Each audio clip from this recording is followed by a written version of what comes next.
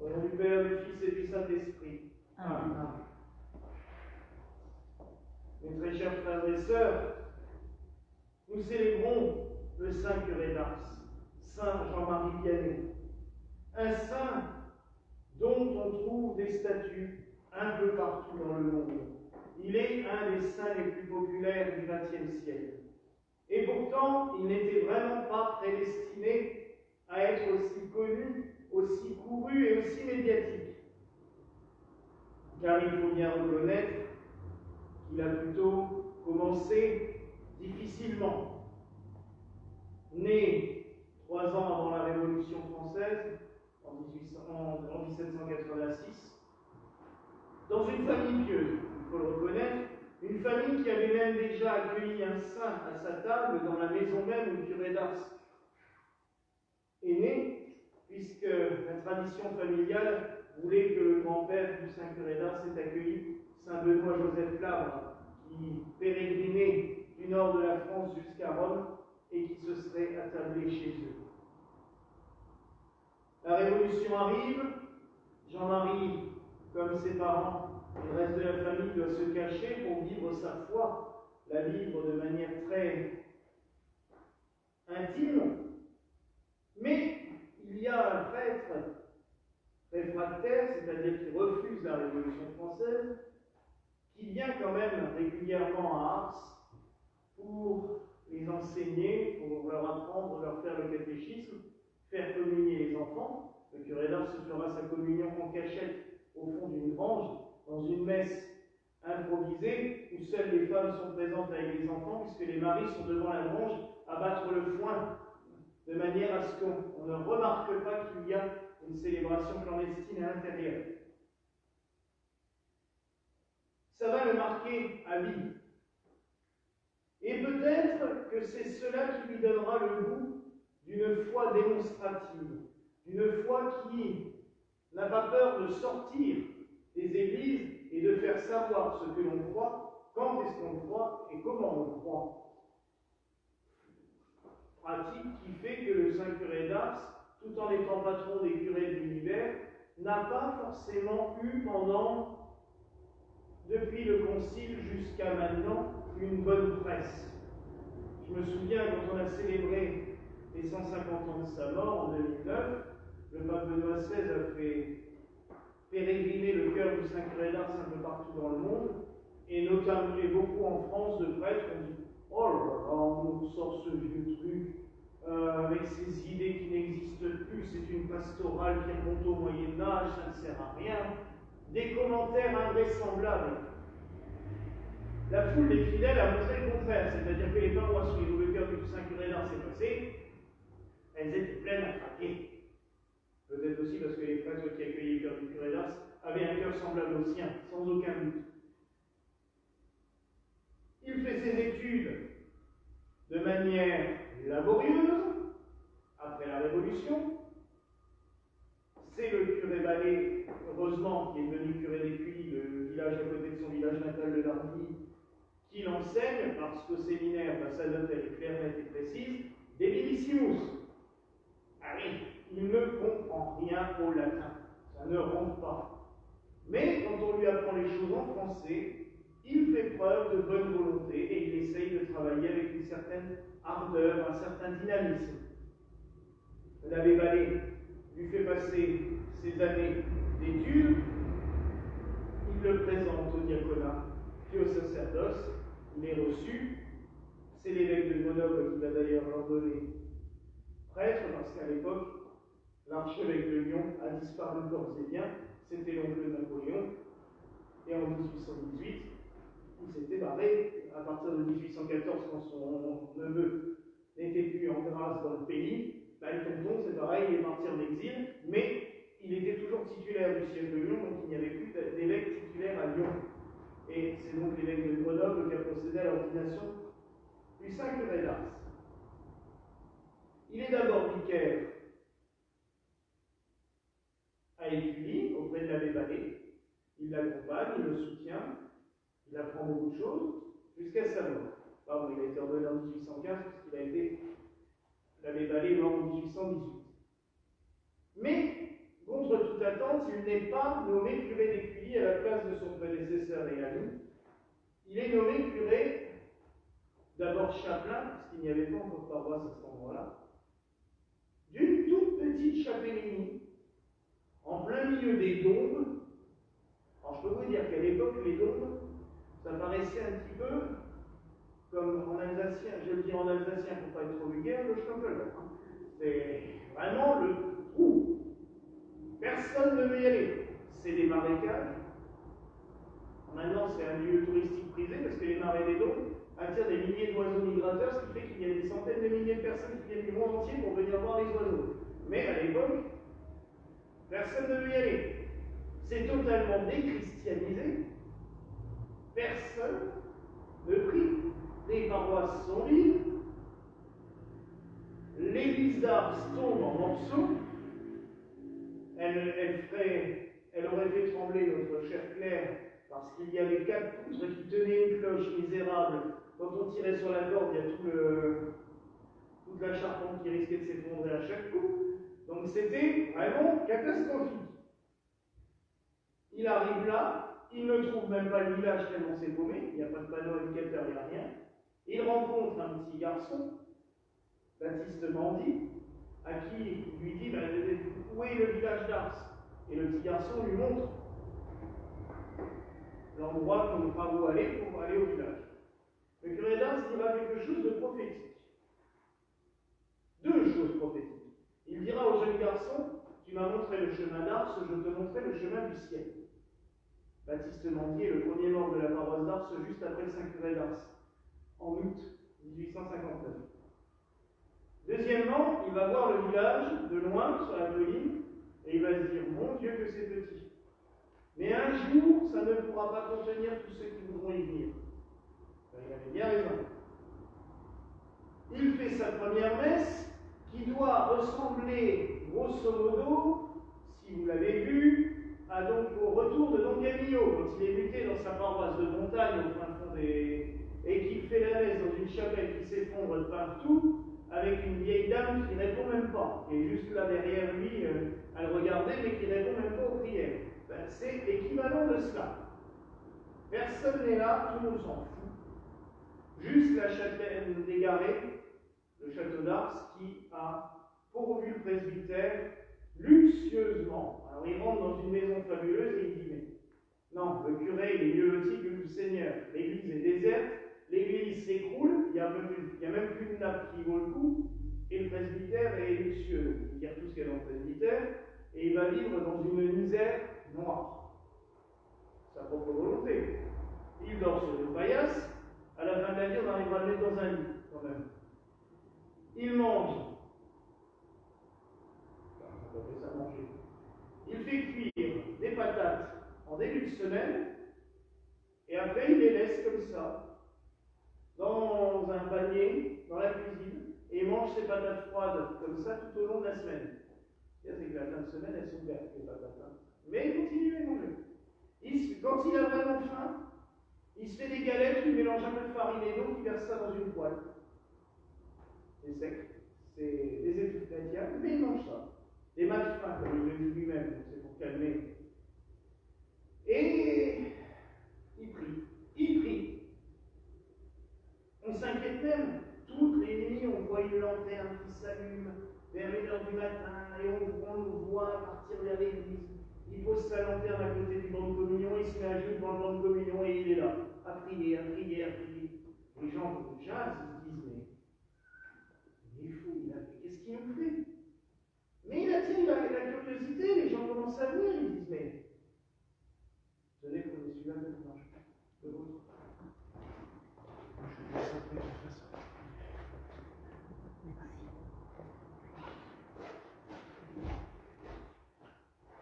Ils se disent, mais il est fou. Qu'est-ce qu'il fait? Pourquoi il est comme ça? Et il prie pour la conversion de ses paroissiens. Il prie pour que ses paroissiens se disent, mais oh, c'est important. Et ça marche, tout doucement, ça vient, ça commence à grandir. Il lutte aussi contre les mauvaises habitudes de ses paroissiens. Parce que le problème, c'est qu'on sait très bien qu'à l'époque, dans les cabarets, ben, les jeunes, quand ils dansent, ça finit souvent dans les bottes de foin à l'extérieur du village. Et on se retrouve avec des enfants qui ne sont pas souhaités, et des enfants abandonnés, à tel point qu'ils seront obligés d'ouvrir un orphelinat un peu plus tard, à la Providence, pour héberger des enfants comme ça. Parce qu'il y en a beaucoup. Donc il lutte contre ça. Au début, il les attaque dans ses sermons. Ça ne marche pas. Plus tard, quand il va remplir son église, ben, l'argent va rentrer plus facilement, ben, il va trouver une autre solution. Il va les racheter tous les cabarets. Il les rachète, il donne une très grosse somme aux marchands, disant c'est bon, je vous l'achète. Et puis il vient. Et il ouvrira quand même des restaurants un peu plus sérieux pour nourrir les pèlerins, parce que les pèlerins commencent à venir. Donc il va falloir quand même nourrir tout ce petit monde. Parce que ça grossit. Et il a une autre devise que je trouve très belle, parce que vous savez qu'elle me tient à cœur et que généralement je la répète à tout bout de champ aussi. Rien n'est trop beau pour le Seigneur, rien n'est trop beau pour Dieu. Donc il restaure son église. Et il l'agrandit, parce que pour info, l'église d'Ars, quand il est arrivé, était l'équivalent à la longueur à peu près de cette église, mais la largeur, c'est la moitié. Hein. En largeur, c'est vraiment petit. Donc il ajoute des chapelles. La première qu'il va construire, c'est Saint-Jean-Baptiste. Il l'a construit lui-même, avec de l'aide, mais il maçonne lui-même la charpente, les murs, il ouvre la baie dans l'église qui donne sur la chapelle, et il a dû se passer des grâces énormes, parce que quand il va bénir la chapelle, il dira aux paroissiens, mes frères, mes sœurs, si vous saviez les grâces qui se sont produites dans cette chapelle, vous n'oseriez même pas en passer le seuil. Donc, puis une chapelle dédiée à Sainte Philomène, sa petite sainte. C'est pour ça d'ailleurs qu'il a le chapelet de Sainte Philomène dans les mains sur votre statue, parce que il va se lier d'une amitié spirituelle avec Sainte Philomène. Un vrai commerce. Hein. Tu me fais cette grâce, et moi je fais ça. Tu m'aides, et je fais ça. Puis après, quand elle fera trop de miracles, maintenant ça suffit, il faut arrêter les miracles, parce que si les gens, ils viennent fous, alors faites-les ailleurs. Elle les fait ailleurs. Mais il n'y en a plus du tout, du coup. Et les gens râlent. Ils disent, ben oui, mais ça ne sert à pas combien de prier, elle fait plus de miracles. Alors il va devant elle, il se met à genoux, il lui demande pardon. Excusez-moi, Sainte Philomène, recommencez. Et elle recommence. Et c'est ainsi, pendant presque 40 ans, ça va être un festival. Il a grandi, il fait ouvrir le porche. Le châtelain égaré, qui est fasciné par cet homme, lui fait construire un magnifique dé pour la procession du Saint-Sacrement. Vous savez, cette espèce de tente qu'on porte au-dessus du Saint-Sacrement, énorme, magnifique. Seul problème, quand on l'a montée dans l'église, il ne passe pas la porte. Elle est tellement petite. Pas grave, le châtelain fait reconstruire tout le porche de l'église, avec une grande porte, une belle façade, et dessus, une somptueuse statue d'Immaculée Conception toute dorée qui bénit les gens qui passent devant l'église. Mais le problème, c'est que devant le porche, la route est abrupte et on descend par 2 escaliers. Il y a juste un petit perron et 2 escaliers qui descendent. Ça ne va pas. On agrandit le porche et puis on élargit. Puis on fait. Tout le monde le soutient au début. Puis arrive la révolution de 1830, les Trois Glorieuses. Puis celle de 1848. Et à chaque fois, ceux qu'il a aidés le plus, ceux qu'il a soutenus, commencent à colporter des ragots sur lui. Ben oui, au début, le démon l'attaque de front. Il essaye de mettre le feu à son confessionnal pendant qu'il confesse. Un jour, il se réveille, c'est son lit qui a pris feu. Un jour, et même pendant plusieurs semaines, c'est des chambardements dans toute la maison, toute la nuit, au point qu'il demande à des gens de venir dormir au presbytère pour surveiller. Tout le monde entend le bruit, mais il n'y a rien. C'est l'autre là en bas c'est le grappin, comme il l'appelle, qui essaye de le persécuter. Mais ça ne marche pas. Il se moque même de lui à un moment donné. Mais tu es bête, que tu es bête. À chaque fois que tu fais tout ce raffut, c'est pour me prévenir que je vais encore faire des grâces et des miracles. Alors le grappin va trouver une autre solution. La calomnie. Le curé d'Ars a créé un orphelinat. Il y a des jeunes filles qui travaillent dans cet orphelinat. Et bien, les mauvaises personnes racontent que la nuit, il va rejoindre les jeunes filles. Puis, on va raconter des horreurs de plus en plus, au point que le curé d'Ars, qui est déjà très peu sûr de lui, il a une confiance énorme en Dieu, mais il n'a aucune confiance en lui, comme beaucoup de saints. Mais il va vouloir partir. Il quitte sa paroisse une fois. On va le rechercher. Il requitte sa paroisse une deuxième fois. On va le rechercher. Et une troisième fois, il se sauve en pleine nuit. Puis il revient le lendemain, tout bête, parce qu'ils sont allés le chercher, il dit « J'ai fait l'enfant ». Et il n'en partira plus jamais, il restera cloué à sa paroisse. Et les pèlerins viennent. Rendez-vous compte qu'à la fin de sa vie, c'est 100 000 personnes par semaine qui passent à Ars. C'est affolant.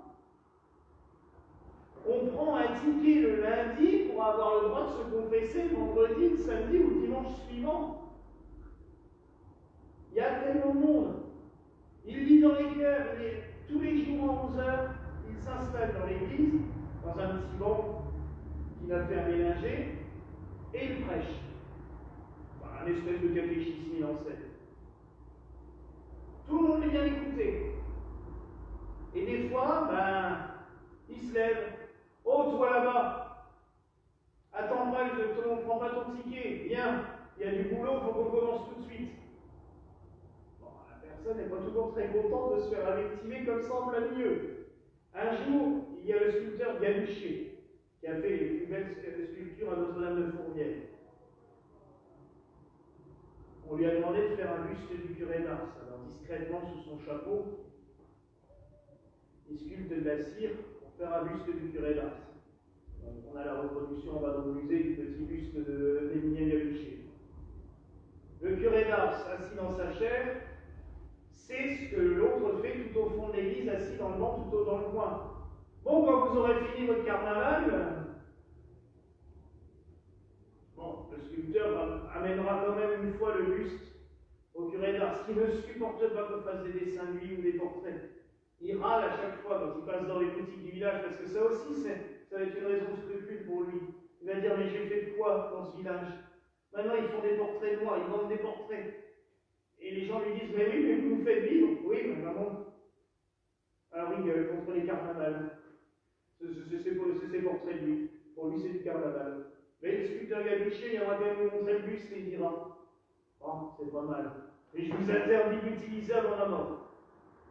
Et en effet, il ne s'en servira pas avant sa mort. Après sa mort, il fera la belle statue du Saint-Curé d'Ars à genoux, telle qu'on la voit dans la chapelle des Cierges à Ars, qui est magnifique, et on éditera aussi le petit buste, puisque nous en avons une reproduction là-bas.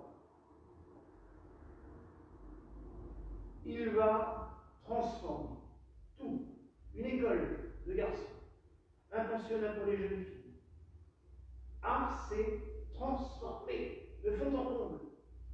Et pourtant, lui, il reste d'une pauvreté. Il se balade avec une soutane qui ne ressemble à rien. On la voit d'ailleurs, la soutane est suspendue dans le presbytère, elle est exposée. C'est rapiécé avec des bouts de tissu de toutes sortes de couleurs, c'est innommable. Mais pour la messe, il prend les plus beaux ornements parce que c'est pour Dieu. Mais sa soutane, il s'en fout. On lui offre un beau pantalon.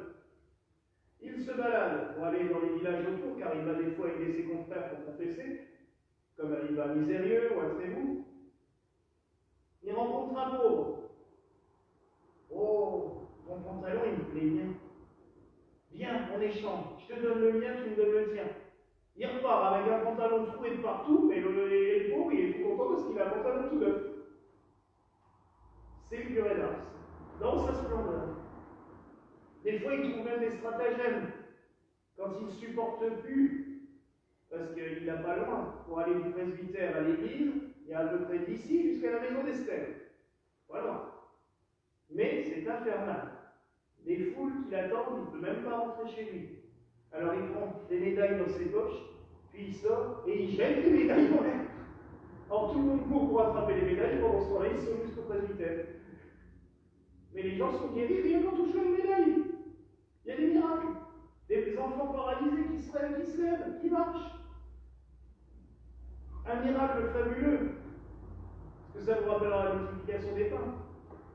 Catherine Lazane, qui dirige la Providence, le pensionnat, et qui, à la fin de sa vie, s'est occupée du Saint-Curé d'Ars. Elle vivait juste à côté du presbytère, elle s'en occupait. Un jour, elle vient me voir, monsieur le curé, comment on va nourrir les enfants, il n'y a plus de pain. Et on n'a plus de farine, on n'a plus rien. Oh, bon. Continuez à préparer la Pâque, tout ira bien. Mais on a une boule de pâte comme ça. Continuez à pétrir et faites confiance en Dieu. Et elle pétrit, et la pâte, elle grossit, elle en fait tout le pétrin. Ils vont pouvoir faire des pains pour une semaine. Une autre fois, il n'y a plus de blé dans le grenier, plus rien, plus de réserve. Il attrape une petite relique de Saint Jean-François-Régis, en qui il a une grande confiance. Il la pose au milieu du grenier.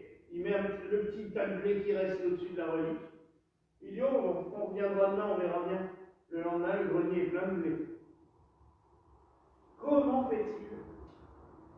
Tout ce qu'on sait, c'est qu'il est en commerce, dans le sens parole, avec le ciel en tout temps, tout le temps. Et il les voit. On a une preuve d'une apparition. Un jour, deux personnes rentrent dans la sacristie et trouvent le curé en conversation avec une dame magnifique, tout de blanc et de bleu vêtu. On se doute bien qui ça peut être. Il parle, et elle voit cette dame lui donner une grosse somme. Les gens se retournent en se disant, bon, on attend devant la porte, il n'y a qu'une porte, hein, on ne peut pas sortir ailleurs. On attend là qu'il sorte. Le curé d'Ars sort, la dame n'est jamais sortie de la sacristie. Et le curé d'Ars savait quoi, on veut payer des œuvres qu'il voulait faire. Ça rappelle beaucoup l'apparition à l'abbé Bullier à Montdijon, quand il a créé le sanctuaire. Il a une dame qui est venue lui donner une grosse somme en lui demandant des messes pour les abus purgatoires. Et la dame s'est volatilisée dans les airs. Hein. Ça rappelle quelque chose. C'est la seule trace d'apparition qu'on a eue. Mais moi, ce qui m'a toujours marqué chez lui, c'est cette foi. Envers et contre tout. Il se retrouve dans une paroisse misérable, il dit, oh, ça ne sera jamais assez grand pour y mettre tout le monde. Et il fera tout ce qu'il faut pour. Parce qu'il a une foi immodérée en Dieu, mais il travaille pour. On en revient à ce que je disais hier soir. Le travail et la foi vont ensemble. Il ne faut pas passer son temps à vouloir attendre que tout tombe cuit. Ça ne marche pas. Mais quand on travaille pour Dieu, il nous le rend. Sans aucun doute. Et avec le curé d'Ars, c'était cela. Il est mort saint. Sans aucun doute non plus. Très vite, on va le béatifier. On va le canoniser. Avant de mourir, il a fait le plan d'une superbe basilique avec Bausson, l'architecte de Fourvière, pour une superbe basilique dédiée à Sainte Philomène. Elle sera construite, sauf la nef, parce que la nef prévoyait de raser l'église du curé d'Ars. Et les paroissiens ont dit non. Lui, ça ne l'aurait pas gêné, il voulait se consacrer à Dieu. Mais les paroissiens ont dit ah non, on ne touche pas à la nef. C'est son église, c'est lui qui la bâtit. Donc c'est pour ça qu'il y a cette particularité assez bizarre à Ars, c'est qu'on rentre dans cette vieille église romane, rafistolée de briques et broc avec une petite chapelle, assez disparate, des statues un petit peu, ça fait très Saint-Sulpice, j'allais dire, dans le style. Et puis tout au fond, à la place du chœur, on se retrouve avec une basilique énorme, avec un dôme fabuleux, et deux chapelles, une qui contient le corps intact du Saint-Curé d'Ars dans sa chasse, et de l'autre, la statue du Saint-Curé d'Ars en gloire, où on va brûler des cierges. Mais c'est assez drôle, parce que c'est vrai que c'est la seule fois où on voit ça au monde, une telle différence entre les deux bâtiments. On n'a même pas essayé de les lier, en fait. On a vraiment creusé une arche, et à la place du chœur, on a construit un nouveau chœur. Le chœur n'avait pas été conservé parce qu'il avait déjà été refait 10 ans avant la mort du curé d'Ars, parce qu'il n'y avait déjà plus de place dans l'église, donc il avait déjà fait à grand tour. Ce qui est très émouvant, et je terminerai là-dessus, c'est quand on a l'occasion à Ars d'aller dans la crypte de la basilique.